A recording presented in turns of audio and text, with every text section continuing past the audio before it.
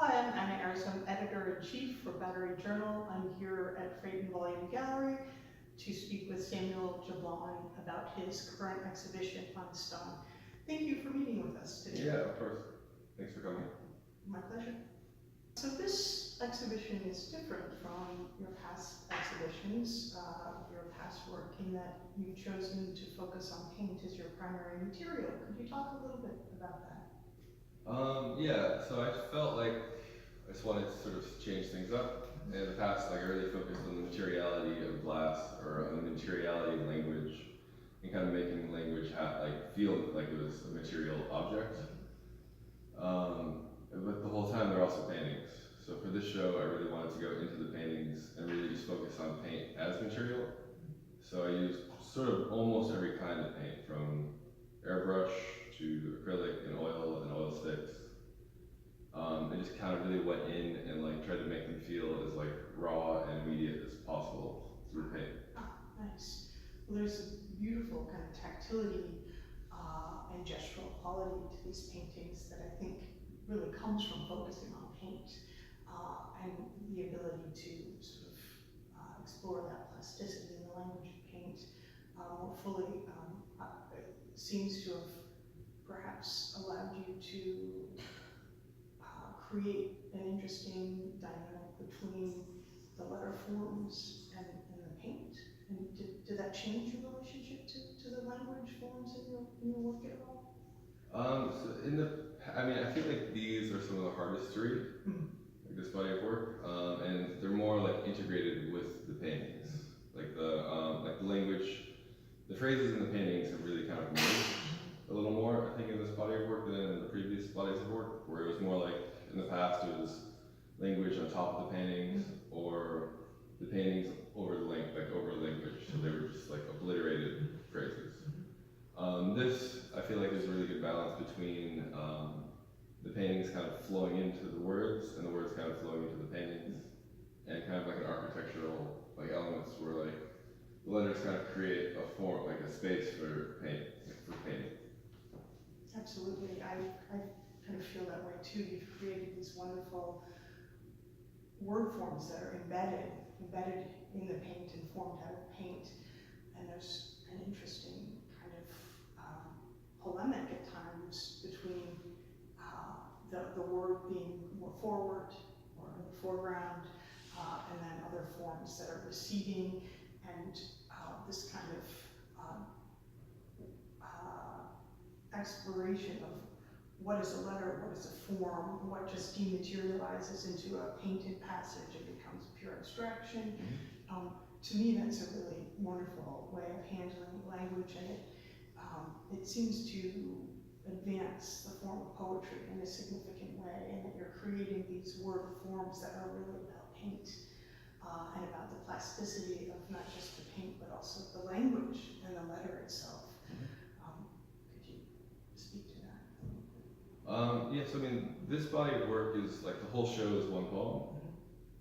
And it's not necessarily like a linear poem. Like I wrote it linearly, but then like the paintings kind of create the poem, so it's more of like an exhibition. Like you can read Burnt by Sun and Honey on My Tongue, and then Sleepless and Half Destroyed Instruments Washed by Sun, or Comfort Can Fuck Itself.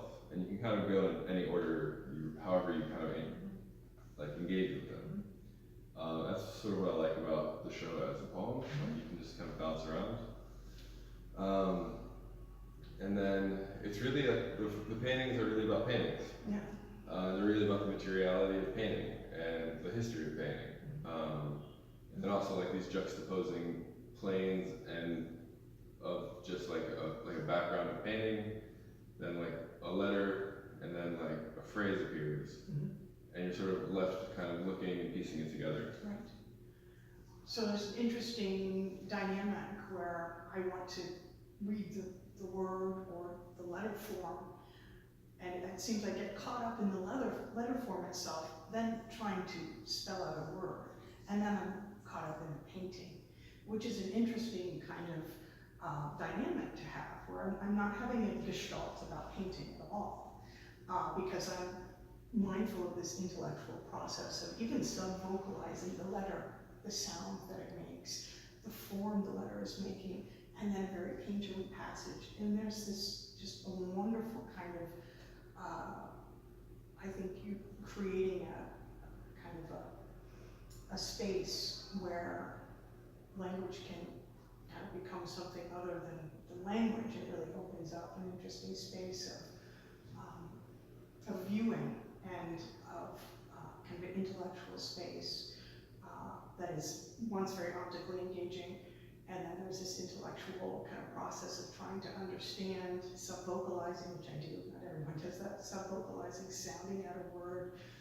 So it creates I think a way of viewing the work that has to kind of necessarily unfold rather than the gestalt of a painting, which often people think of as, you know, you look at a painting and the impression is there, and you have that impression and sensation, and that's the read of the painting. This is very different. Can you talk about that, maybe that time-based aspect of it too, how that might relate to experiencing your work? Yeah, so like I always think of them as sort of like the work will start with a poem, and I'll like kind of write a poem, and it'll take me like a few months to write, and then I'll start kind of creating the paintings at the same time.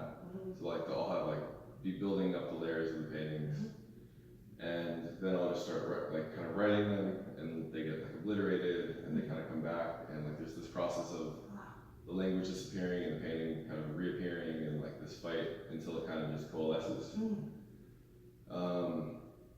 And then that's sort of where the work starts to happen, when they start like being both a poem and both a painting. Like I always think that like the poems make the paintings and the paintings make the poems. Like even like while I'm making the paintings, I'll start editing what I was writing on the actual painting, and they're constantly like evolving and changing, basically until I finish the show. So it starts as a process of the written word on paper. Yep. And then you start to transcribe aspects of that onto the canvas, and then it becomes kind of a relationship of reciprocity between paint and language, and they exist to support each other in this kind of symbiotic way. They push and pull each other, it seems, and these word forms materialize, and maybe you obliterate them, and go back in. And do the words or the poems change as you're painting? I mean, does the poem grow? Does it take on a different kind of more words, more letters, or is it fixed initially in the poem that you write, and you try and be true to that, the initial poem, or? I mean, I'll start off trying like with a plan. Yes. It always changes. Yes. So it's like the poem changes. Like sometimes I won't like a painting, and I won't have a place for the phrase, so that painting goes and the phrase goes. It's just kind of like editing out a line of a poem. Nice. So it's an organic process of feeling what feels right. Yeah, it's really intuitive, and it's just kind of like it's like a feeling I go off of. And it's like when I know it's right, I kind of leave it there, and I'm like, that's perfect, and I move on to the next thing. Are there any colors that are specific to letters or word forms that you seem to return to? I'm thinking a little bit about the idea of synesthesia and how some synesthetes see words with color. Is there any of that going on? Not for me, really. No. So I kind of, the color is just sort of, that's where really like I'm painting, and I'm not really thinking about like the language, or like I'll put down the words, and then I'll just start painting around them or painting on them, and it's just kind of like more based off like what colors I think are working together and what's not working together, or I'll do like opposite colors so they clash and try to make them work. Or I'll do like really monochromatic. There's not too many monochromatic ones in this one besides maybe this orange one. Yeah. That's probably closest it gets to like monochromatic. Right. And that one I just wanted to do like orange and red. I just wanted it to be like a really kind of warm painting. So that one kind of was the only one that was like that. Oh, so you can forget about the language completely if you're really focusing on paint. Yeah, almost completely. That's interesting. So your work has an anarchic quality, and it seems to kind of defy structure in a way. Instead, it focuses on this juncture between something that's deconstructed or kind of breaking down, but at the same time kind of adding up to something. And that's very interesting to me in terms of the idea of creating new narratives and new forms and new ideas and new behavior too. I mean, I think we're existing in a time where there's a lot of false news or false information, and can we trust language? Can we trust the solidity of it? And I feel your work in many ways relates to this period of time very specifically, and what we see in the media and what we hear, and this place of truth or disbelief. And I find myself, as I'm looking at your paintings, I actually really struggle to sort of sort out the meaning of the word. And I often, as I'm looking at them, I'll just say, well, it's a painting. I'm going to look at it as a painting and forget about the word forms, the letters. And I play this game as I'm looking at them, and there's really a gaming quality, I think. And there's a bit of like a prankster quality, I think, in your work. It's like, and you want to play with the viewer. You play with that viewing space and that intellectual space and that space of the painting, where at once you present this sumptuous, beautiful, very painterly kind of a gestural passage, and then suddenly you're just imposing this very bold, declarative system of letters, but it breaks down. So there's so much going on there. It seems almost like this, you're really encapsulating this time of so much information and so much meaning that people just struggle to stay on top of, like the news cycle or something, but it's impossible. Yeah. So then it kind of breaks down. And so then people have to maybe sort out meaning in their own way and piece it together in their own way. And that's a very long question, but any part of that you could riff on would be great. I feel like it's really important for artists to really be like of their moment. Like not making work that's like sort of referencing the past, or like kind of like, maybe it's cool to like think about what the future could be, to be like more like sci-fi. Yes. But for me, I really want to be like of like my moment, I guess. Like really have something to say or do in this moment. And I think, yeah, it's like such a rich moment for artists, because there is all of this anxiety and all of this like turmoil and just uncertainty that's just like rampant. Yes. And like nothing seems real, and it's like all seems like it's insane. So I do play with that. And they go from like positive to negative. Like this painting says like eat disasters. Yes. And that's probably like the most legible one. It's really chaotic painting. Are you working on more than one piece at once, and do they inform each other, or are they? I work on a lot of works at once. So I'll do maybe like, I was working on like basically this whole show at the same time. So I'll do like maybe 10 paintings at a time. Oh wow. Where they're just all in different stages, and like I'm kind of like working on them all together. And then, like for this one, I sort of like leaving the layers, so it's like you can almost like go into the painting, you can see the history of it, and you can kind of go from like the first coat all the way out to like the last coat. And I like the space that it creates, like the depth and like the different planes, where it kind of allows you to like fall into the painting, and then like the last layer and like the words kind of kick you out of the painting. Right. There's always this tension between like what you see and then like what you read, and that in between space. Yes. Well, they exist very much in this kind of liminal space, as a language, as a text, as a painting, and they're both clearly, but it does force you to think in different ways. I mean, I think they are like pushed together. Yes. Like I'll sort of start with like an abstract ground, and then I'll start like pushing the poem into it, and like they don't like working together. And then I kind of just like keep pushing it until it starts working, and or until something where it's like it's all fighting so much that it works. And yeah, I mean that's definitely the part of the process. So like, I mean, a poet I always go back to is Frank O'Hara. Like he's like really just like a New York poet. He's just like the poems are just written on the subway, and they feel immediate, and they're always like emotional, and they always kind of have a story. So I always go back to him. And then painters, like I always go back to Elizabeth Murray. I feel like she's always been a pretty strong influence on my work, especially when I'm like looking at colors and looking at like just how she just broke everything apart. Yeah. And she like had no fear of scale or like being odd or just pushing things in every direction possible. You're using, as you said, all different types of paint. For the letters, they seem often to be maybe the most heavily worked or heavily layered. And you said it's kind of a process of pushing and pulling, but you're using an oil stick often on the letters, or is it? It's an oil. It's like an oil. Yeah, it's like a really luscious oil stick. So it's sort of like it's not like a crayon type. It's like basically painting. Like, it's like painting with butter. Yes. So like this one says like comfort can fuck itself. And this was actually the first one I made out of this series. So and it kind of led the way for the rest of the paintings. And at the time I was like kind of moving. This one I was making when I was sort of in between. I just finished a show in LA.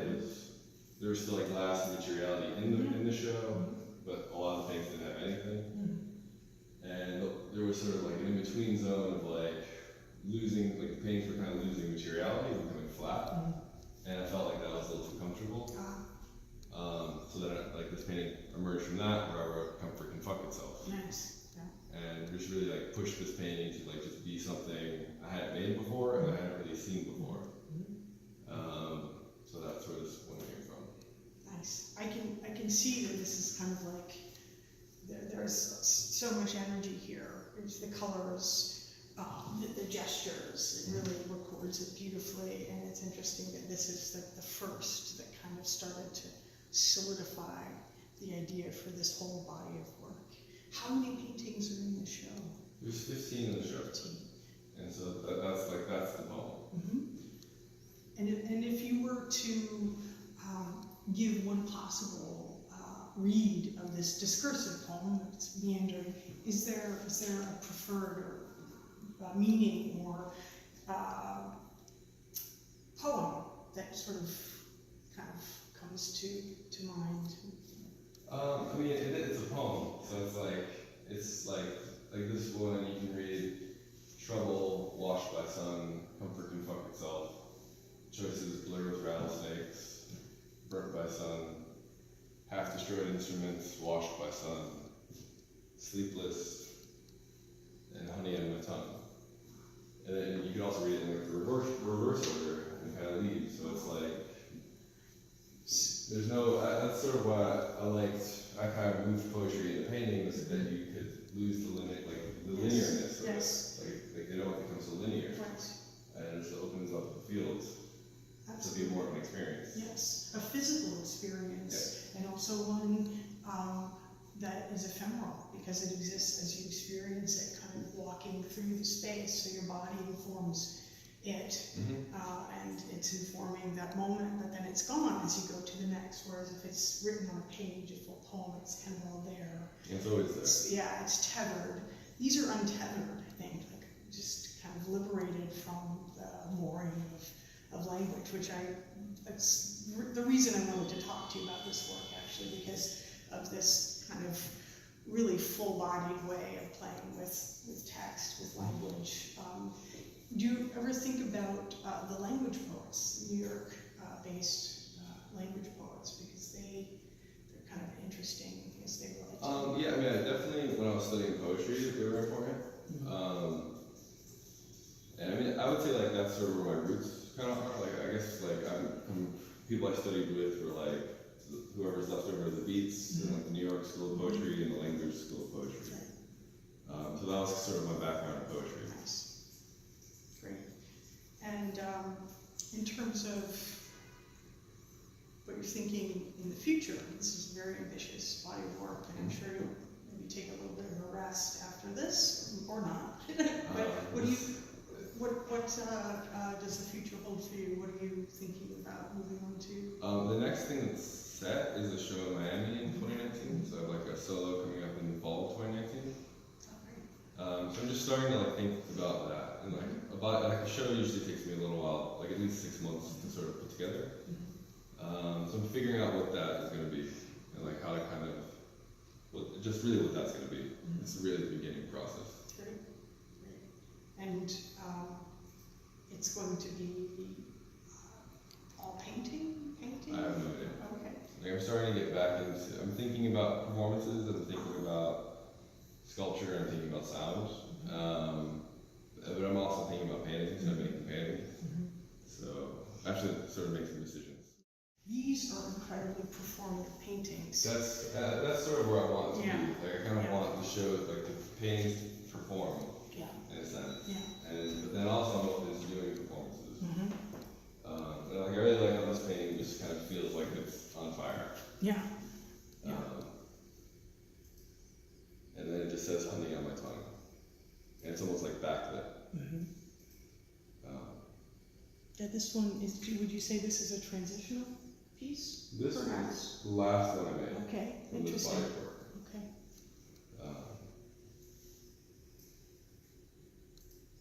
Yeah, I like the way that it's, you're really creating these word forms. And then in this one, honey on my tongue, you're really forcing the paint to kind of adhere to these word forms, these shapes in an interesting way.